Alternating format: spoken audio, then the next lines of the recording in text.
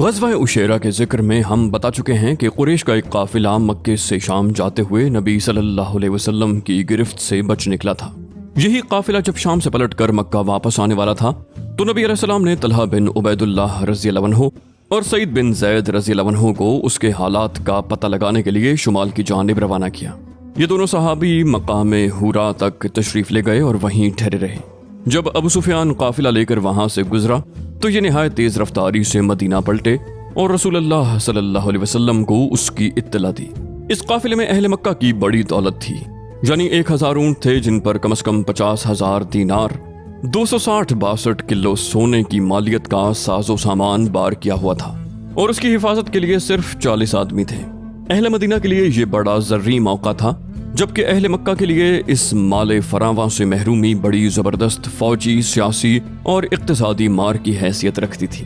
इसलिए रसूलुल्लाह सल्लल्लाहु अलैहि वसल्लम ने मुसलमानों के अंदर ऐलान फरमाया कि ये कुरैश का काफिला मालो दौलत लिए चला रहा है, उसके लिए निकल पड़ो, हो सकता है अल्लाह ताला उसे बतौर गनीमत तुम्हारे हवाले कर दे। लेकिन आप अलैहिस्सलाम ने किसी पर रवानगी जरूरी करार नहीं दी, बल्कि उसे महज लोगों की रग़बत पर छोड़ दिया, क्योंकि इस ऐलान के वक्त ये तवक्को नहीं थी कि काफिले की बजाय लश्कर कुरैश के साथ मैदान बदर में एक निहायत पुरजोर टक्कर हो जाएगी। और यही वजह है कि बहुत से सहाबाए कराम मदीना ही में रह गए। उनका ख्याल था कि रसूलुल्लाह सल्लल्लाहु अलैहि वसल्लम का ये सफ़र आप अलैहिस्सलाम की गुज़श्ता आम फौजी मुहिम्मात से मुख्तलिफ न होगा और इसीलिए इस ग़ज़वे में शरीक न होने वालों से कोई बाज़ पुर्स न की गई। रसूलुल्लाह सल्लल्लाहु अलैहि वसल्लम रवानगी के लिए तैयार हुए तो आपके हमरा कुछ ऊपर 300 अफराद थे, यानी 313, 314 या 317, जिनमें से 82, 83 या 86 महाजिर थे और बकिया अंसार। फिर अंसार में से 61 कबीला औस से थे और 70 कबीला खजरत से। इस लश्कर ने ग़ज़वे का न कोई खास एहतमाम किया था, ना मुकम्मल तैयारी। चुनाचे पूरे लश्कर में सिर्फ 2 घोड़े थे, एक हज़रत ज़ुबैर बिन अव्वाम का और दूसरा हज़रत मिक़दाद बिन असवद का। 70 ऊँट, जिनमें से हर ऊँट पर 2 या 3 आदमी बारी बारी सवार होते। एक ऊँट आप अलैहिस्सलाम, हज़रत अली रज़ियल्लाहु अन्हु और हज़रत मुरसद बिन अबी मुरसद के हिस्से में आया, जिन पर तीनों हज़रात बारी बारी सवार होते। मदीने का इंतजाम और नमाज की इमामत हज़रत इब्ने उम्मे मक्तूम रज़ियल्लाहु अन्हु को सौंपी गई। लेकिन जब नबी अलैहिस्सलाम मकाम रोहा तक जा पहुंचे तो आप अलैहिस्सलाम ने हज़रत अबू लुबाबा बिन अब्दुल मुंज़िर रज़ियल्लाहु अन्हु को मदीने का मुंतज़िम बनाकर वापस भेज दिया। लश्कर की तंजीम इस तरह की गई कि एक जैश महाजरीन का बनाया गया और एक अंसार का। महाजरीन का अलम हज़रत अली रज़ियल्लाहु अन्हु को दिया गया और अंसार का अलम हज़रत साद बिन मास को, और जनरल कमान का परचम, जिसका रंग सफ़ेद था, हज़रत मुसब बिन उमैर को दिया गया। मैमना के अफसर हज़रत ज़ुबैर बिन अव्वाम रज़ियल्लाहु अन्हु मुकर्रर किए गए और मैसरा के अफसर हज़रत मिक़दाद बिन असवद। पूरे लश्कर में सिर्फ यही दोनों बुजुर्ग शहसवार थे। साका की कमान हज़रत कैस बिन अबी सासा के हवाले की गई और सिपाहसालार आला की हैसियत से जनरल कमान आप अलैहिस्सलाम ने खुद संभाली। रसूलुल्लाह सल्लल्लाहु अलैहि वसल्लम इस नामुकम्मल लश्कर को लेकर रवाना हुए तो मदीना के दहाने से निकलकर मक्का जाने वाली शाहराह आम पर चलते हुए बेरे रोहा तक तशरीफ ले गए। फिर वहां से आगे बढ़े तो मक्के का रास्ता बाईं जानिब छोड़ दिया और दाहिने जानिब कतरा कर चलते हुए नाजिया पहुंचे। फिर नाजिया के एक गोशे से गुजर कर वादी रहकान पार की। ये नाजिया और दर्रा सफरा के दरमियान एक वादी है। इस वादी के बाद दर्रा सफरा से गुजरे, फिर दर्रे से उतर कर वादी सफरा के करीब जा पहुंचे और वहां से कबीला जोहैना के 2 आदमियों यानी बसीस बिन अमर और अदी बिन अबी ज़ग़बा को काफिले के हालात का पता लगाने के लिए बदर रवाना फरमाया। दूसरी तरफ काफिले की सूरत हाल ये थी कि अबू सुफियान, जो उसका निगहबान था, हद दर्जे मोहतात था। उसे मालूम था कि मक्के का रास्ता खतरों से पुर है, इसलिए वो हालात का मुसलसल पता लगाता रहता था और जिन काफिलों से मुलाकात होती थी उनसे कैफियत दरियाफ्त करता रहता। चुनाचे उसे जल्द ही मालूम हो गया कि आप अलैहिस्सलाम ने सहाबाए कराम को काफिले पर हमले की दावत दे दी है। लिहाजा उसने फौरन ज़मज़म बिन अमर ग़फ़ारी को उजरत देकर मक्के भेजा कि वहां जाकर काफिले की हिफाजत के लिए कुरैश में नफीर आम की सदा लगाए। ज़मज़म निहायत तेज रफ्तारी से मक्का आया और अरब दस्तूर के मुताबिक अपनी ऊँट की नाक चपड़ी, कुजावा उल्टा, कुर्ता फाड़ा और वादी मक्का में उसी ऊँट पर खड़े होकर आवाज लगाई, ऐ जमात कुरैश, काफिला काफिला, तुम्हारा माल जो अबू सुफियान के हमरा है उस पर मोहम्मद और उसके साथ ही धावा बोलने जा रहे हैं। मुझे यकीन नहीं कि तुम उसे पा सकोगे।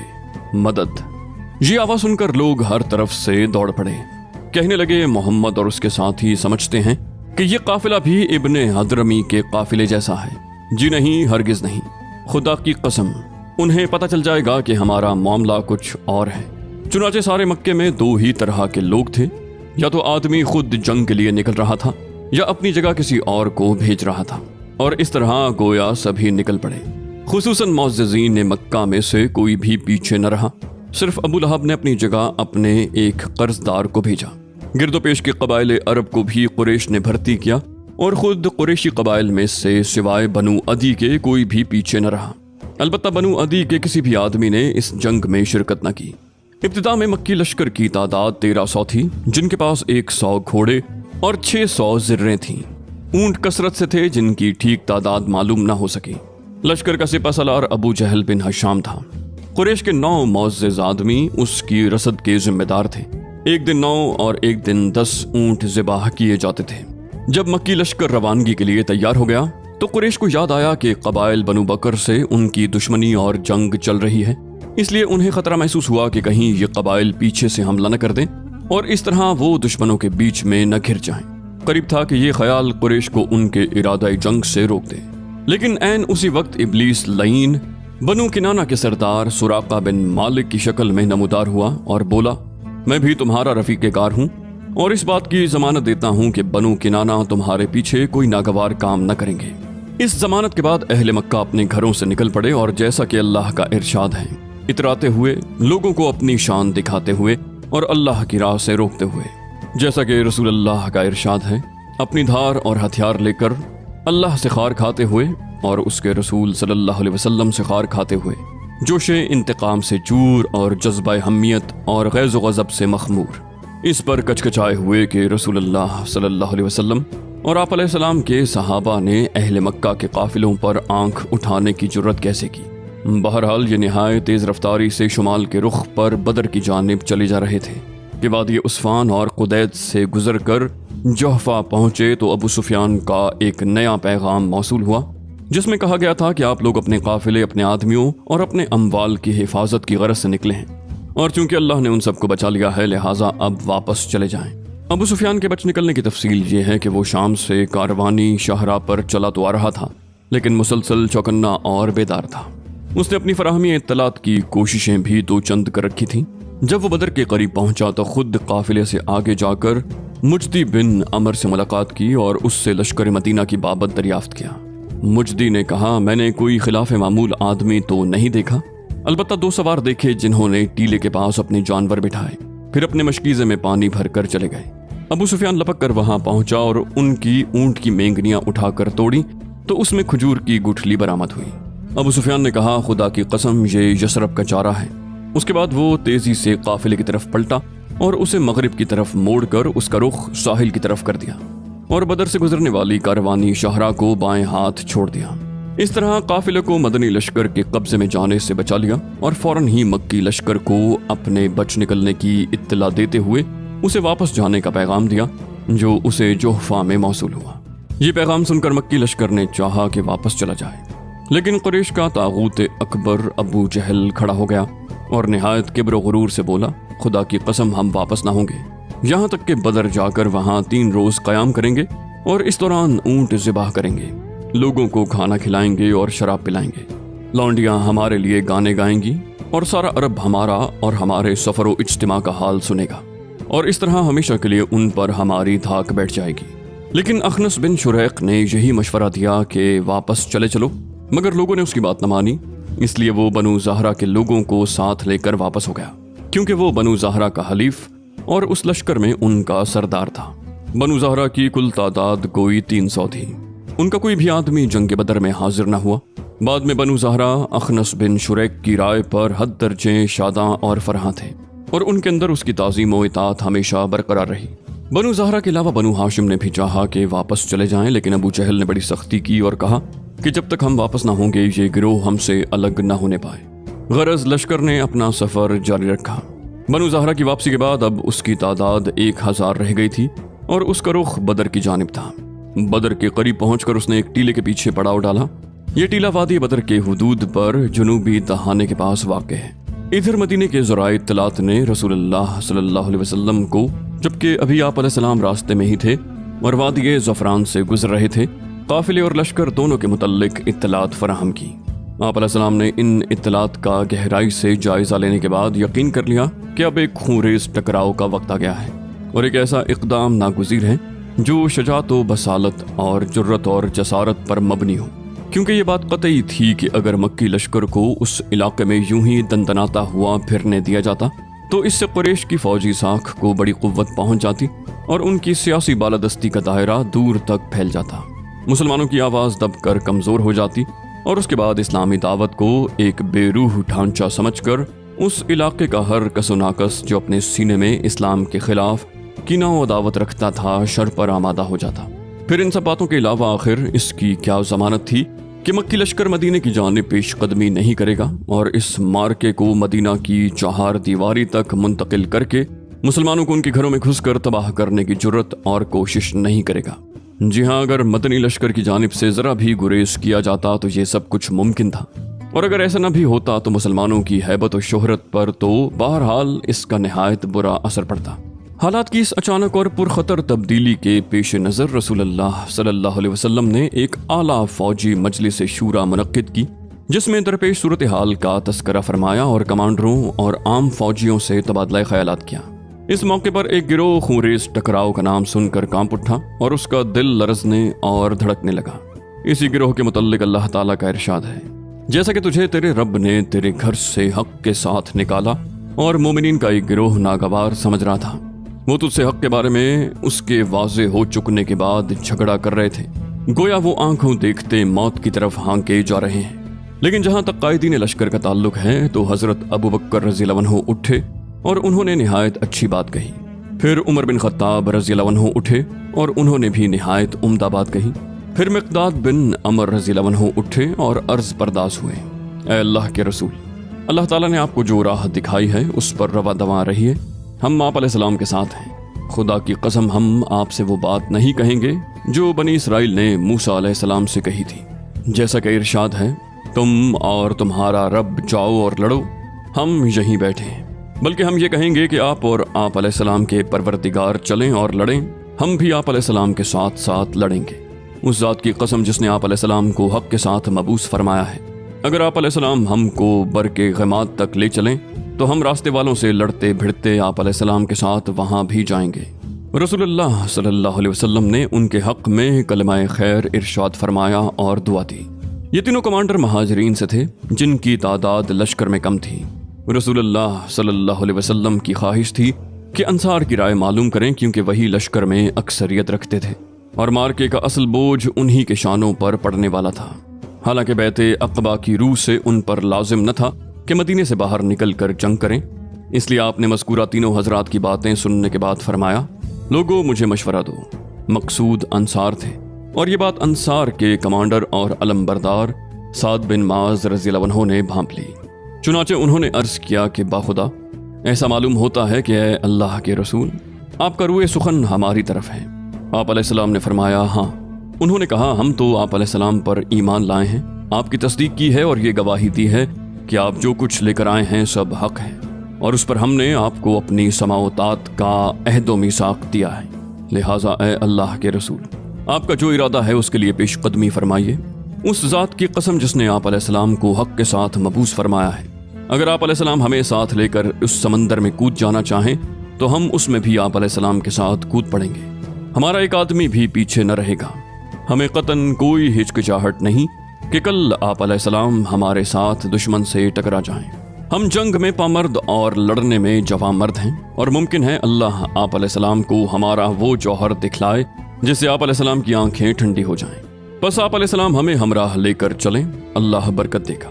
ایک روایت میں یوں ہے کہ حضرت سعد بن معاذ نے رسول اللہ صلی اللہ علیہ وسلم سے عرض کیا کہ غالباً آپ کو اندیشہ ہے کہ انصار اپنا یہ فرض سمجھتے ہیں کہ وہ آپ کی مدد محض اپنے دیار میں کریں، اس لیے میں انصار کی طرف سے بول رہا ہوں اور ان کی طرف سے جواب دے رہا ہوں۔ عرض ہے کہ آپ علیہ السلام جہاں تشریف لے چلیں، جس سے چاہیں تعلق استوار کریں اور جس سے چاہیں تعلق کاٹ لیں، ہمارے مال میں سے جو چاہیں لے لیں اور جو چاہیں دے دیں، اور جو آپ علیہ السلام لے لیں گے وہ ہمارے نزدیک اس سے زیادہ پسندیدہ ہوگا جسے آپ علیہ السلام چھوڑ دیں گے، اور اس معاملے میں آپ علیہ السلام کا جو بھی فیصلہ ہوگا ہمارا فیصلہ بہرحال اس کے تابع ہوگا۔ خدا کی قسم اگر آپ علیہ السلام پیش قدمی کرتے ہوئے برکے غیمات تک جائیں تو ہم بھی آپ کے ساتھ چلیں گے، اور اگر آپ علیہ السلام ہمیں لے کر اس سمندر میں کود جانا چاہیں تو ہم بھی اس میں کود جائیں گے۔ سعد رضی اللہ عنہ کی یہ بات سن کر رسول اللہ صلی اللہ علیہ وسلم پر خوشی کی لہر دوڑ گئی، آپ پر نشاط طاری ہو گئی۔ آپ علیہ السلام نے فرمایا چلو اور خوشی خوشی چلو، اللہ نے مجھ سے 2 گروہوں میں سے ایک کا وعدہ فرمایا ہے، واللہ اس وقت گویا میں قوم کی قتل گاہیں دیکھ رہا ہوں۔ اس کے بعد رسول اللہ صلی اللہ علیہ وسلم زفران سے آگے بڑھے اور چند پہاڑی موڑ سے گزر کر جنہیں اسافر کہا جاتا ہے دیت نامی ایک آبادی میں اترے، اور حنان نامی پہاڑ نما تودے کو دائیں ہاتھ چھوڑ کر اور اس کے بعد بدر کے قریب نزول فرما ہوئے۔ یہاں پہنچ کر رسول اللہ صلی اللہ علیہ وسلم نے اپنے رفیق غار حضرت ابو بکر رضی اللہ عنہ کو ہمراہ لیا اور خود فراہمی اطلاعات کے لیے نکل پڑے۔ ابھی دور ہی سے مکی لشکر کے کیمپ کا جائزہ لے رہے تھے کہ ایک بوڑھا عرب مل گیا۔ رسول اللہ نے اس سے قریش اور محمد و اصحاب محمد کا حال دریافت کیا۔ دونوں لشکروں کے متعلق پوچھنے کا مقصد یہ تھا کہ آپ علیہ السلام کی شخصیت پر پردہ پڑا رہے، لیکن بوڑھے نے کہا جب تک تم لوگ یہ نہیں بتاؤ گے کہ تمہارا تعلق کس قوم سے ہے میں کچھ نہیں بتاؤں گا۔ آپ علیہ السلام نے فرمایا جب تم ہمیں بتا دو گے تو ہم بھی تمہیں بتا دیں گے۔ اس نے کہا اچھا تو یہ اس کے بدلے ہے؟ آپ علیہ السلام نے فرمایا ہاں۔ اس نے کہا مجھے معلوم ہوا ہے کہ محمد اور ان کے ساتھی فلاں روز نکلے ہیں، اگر مجھے بتانے والے نے صحیح بتایا ہے تو آج وہ فلاں جگہ ہوں گے، اور ٹھیک اس جگہ کی نشاندہی کی جہاں اس وقت مدینے کا لشکر تھا۔ اور مجھے یہ بھی معلوم ہوا ہے کہ قریش فلاں دن نکلے ہیں، اگر مجھے خبر دینے والے نے صحیح خبر دی ہے تو وہ آج فلاں جگہ ہوں گے، اور ٹھیک اس جگہ کا نام لیا جہاں اس وقت مکے کا لشکر تھا۔ جب بوڑھا اپنی بات کہہ چکا تو بولا اچھا اب یہ بتاؤ کہ تم دونوں کس سے ہو؟ آپ علیہ السلام نے فرمایا ہم لوگ پانی سے ہیں، اور یہ کہہ کر واپس چل پڑے۔ بوڑھا بکتا رہا پانی سے ہیں؟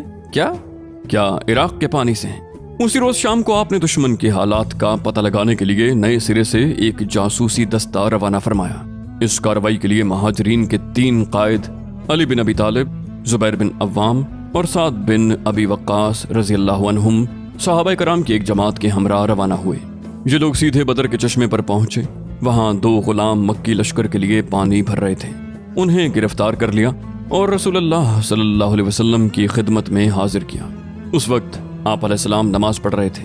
صحابہ نے ان دونوں سے حالات دریافت کیے، انہوں نے کہا ہم قریش کے سقے ہیں، انہوں نے ہمیں پانی بھرنے کے لیے بھیجا ہے۔ قوم کو یہ جواب پسند نہ آیا، انہیں توقع تھی کہ یہ دونوں ابو سفیان کے آدمی ہوں گے، کیونکہ ان کے دلوں میں اب بھی بچی کچی آرزو رہ گئی تھی کہ قافلے پر غلبہ حاصل ہو۔ چنانچہ صحابہ کرام نے ان دونوں کی ذرا سخت پٹائی کر دی اور انہیں مجبور ہو کر کہہ دیا کہ ہاں ہم ابو سفیان کے آدمی ہیں۔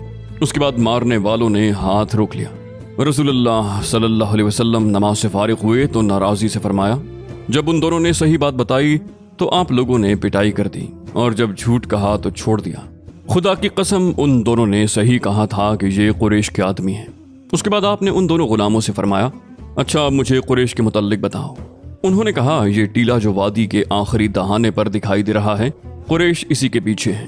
آپ علیہ السلام نے دریافت فرمایا لوگ کتنے ہیں؟ انہوں نے کہا بہت ہیں۔ آپ نے پوچھا تعداد کتنی ہے؟ انہوں نے کہا ہمیں معلوم نہیں۔ آپ علیہ السلام نے فرمایا روزانہ کتنے اونٹ ذبح کرتے ہیں؟ انہوں نے کہا ایک دن 9 اور ایک دن 10۔ آپ علیہ السلام نے فرمایا تب تو لوگوں کی تعداد 900 اور 1000 کے درمیان ہے۔ پھر آپ علیہ السلام نے پوچھا ان کے اندر معززین قریش میں سے کون کون ہیں؟ انہوں نے کہا ربیہ کے دونوں صاحبزادے عتبہ اور شیبہ، اور ابو البختری بن ہشام، حکیم بن حزام، نوفل بن خویلد، حارث بن عامر، تویمہ بن عدی، ندر بن حارث، زما بن اسود، ابو جہل بن ہشام، امیہ بن خلف اور مزید کچھ لوگوں کے نام گنوائے۔ آپ علیہ السلام نے صحابہ کی طرف متوجہ ہو کر فرمایا مکہ نے اپنے جگر کے ٹکڑوں کو تمہارے پاس لا کر ڈال دیا ہے۔